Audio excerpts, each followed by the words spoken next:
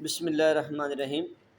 المقدمہ، تو یہ مقدمہ ہے، اور یہ مقدمہ ہے، کتاب ہماری ہے مختصر المعانی عالیہ سال اول کی 5ویں سال میں یہ کتاب شامل ہے، علامہ سعد الدین تفتازانی کی۔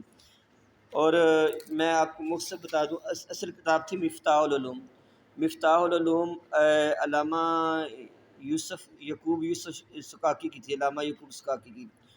اس کی تلخیص بنائی گئی، اور تلخیص کا نام تھا تلخیص المفتاح، جو اس وقت خاصہ دوم کے سلیبس میں شامل ہے۔ پھر اس تلخیص المفتاح کی آگے شرح کی گئی، یہ علامہ سعد الدین تفتازانی نے، تو یہ ہے مختصر المعانی۔ اس مختصر المعانی میں جو متن ہے، متن اس کا ہے تلخیص المفتاح کا، اور جو آگے ہے وہ یہ شرح مختصر المعانی ہے۔ اب المقدمہ کے دیکھیں، یہ ادھر بریکٹ ہے نا بیٹا، تو یہ یہ بین القوسین ہوگا، دو قوسوں کے درمیان جو لفظ ہوگا، تو یہ لفظ ہوگا ان کا تلخیص المفتاح کا۔ اور جس میں یہ نہیں نا، آگے دیکھیں، آگے سارا یہ جو نظر آ رہا ہے، یہاں کوئی بھی لفظ قوسین میں نہیں ہے، تو یہ ساری مختصر المعانی ہے۔ المقدمہ یہ تلخیص المفتاح ہے۔ پھر نیچے آ جائیں، الفصاحت، یہ لفظ الفصاحت، یہ پھر آگے مختصر المعانی کا لفظ ہے۔ پھر یہ آگے آ جائے گا، یہ یوسف بہ المفرد اول کلام، تو یہ جو بیٹا قوسین کے درمیان آ رہا ہے، یہ ہے وہ تلخیص المفتاح، اور یہ باقی جو مختصر المعانی۔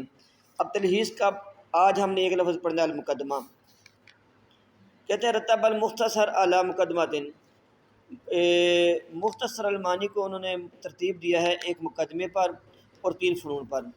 لأن المذکور فیہ، کیونکہ جس میں ذکر کیے گئے، اما ان یکون من قبیل المقاصد فی ھذا الفن اولا، یہ وجہ حصر بیان کر رہے ہیں کہ اس میں یہ جو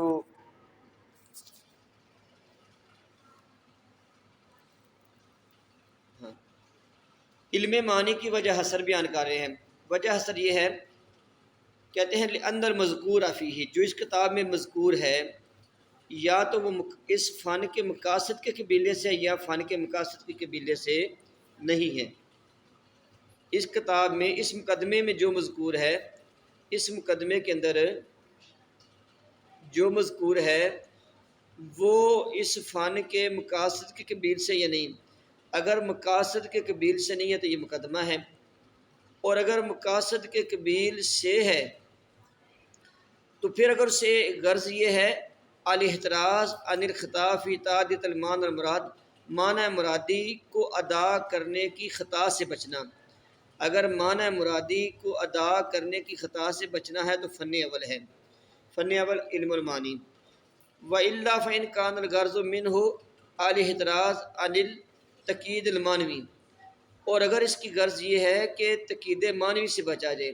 تقید معنوی کہ لفظ کو تو سمجھ آ رہی ہے، لیکن معنوں کے اندر پیچیدگی ہے، معنوں پہ غور کرے گا تو سمجھ لگے گی، تو وہ فن ثانی ہے، دوسرا فن یعنی علم البیان۔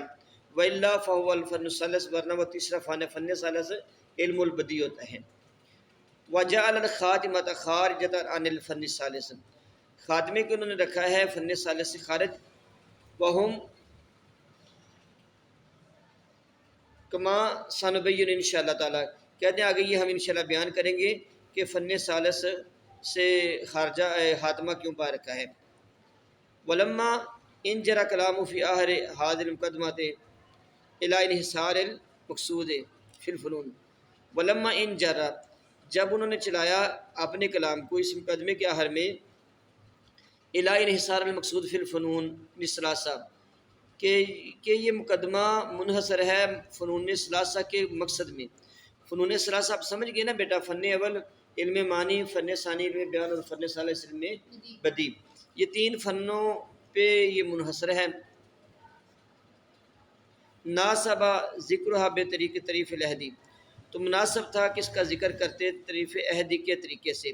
طریف اہدی یہ ہے کہ اس طریقے سے کرنا کہ جو ذہن میں بات آ جائے۔ ایک عہد ذہنی ہوتا ہے، ایک عہد خارجی ہوتا ہے۔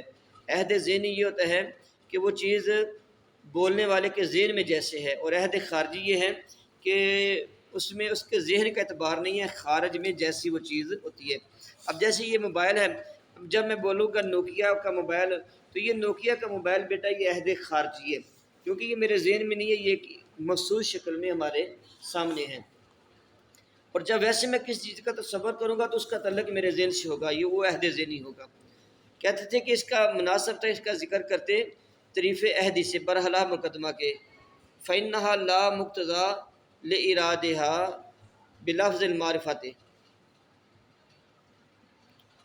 اب سمجھے کہ یہ کیا بات کر المقدمہ، یہ جو بات ال ہے نا، المقدمہ پہ جو ال ہے، یہ ساری بات ال کی ہے کہ یہ جو مقدمہ کے اوپر ال آیا ہے، یہ ال کس کے لیے آیا ہے؟